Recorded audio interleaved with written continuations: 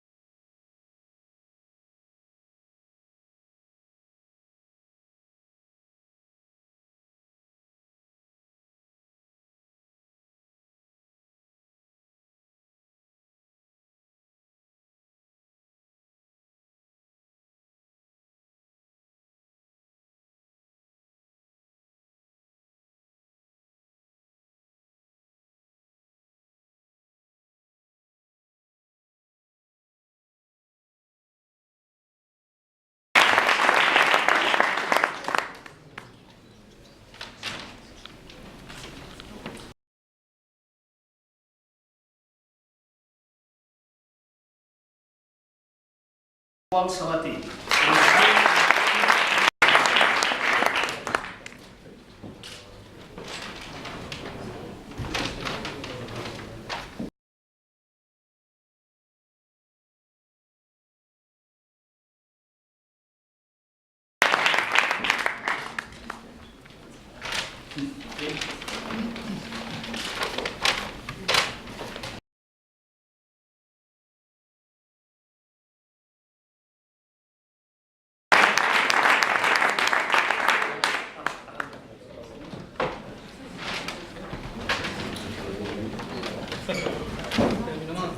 I per últim,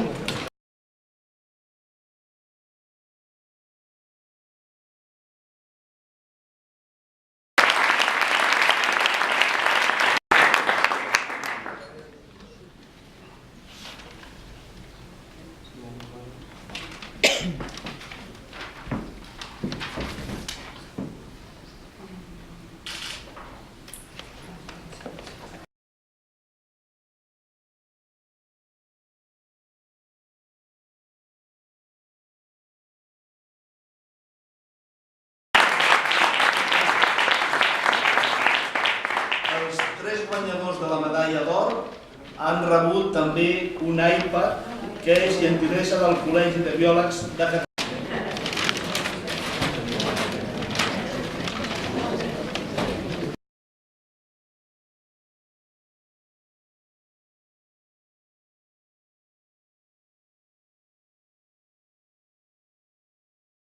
Pensar-se en el funcionament d'aquest món en totes les seves facetes, la doctora Delfort n'ha explicat algunes, per saber esbrinar exactament quins són els detalls dels mecanismes.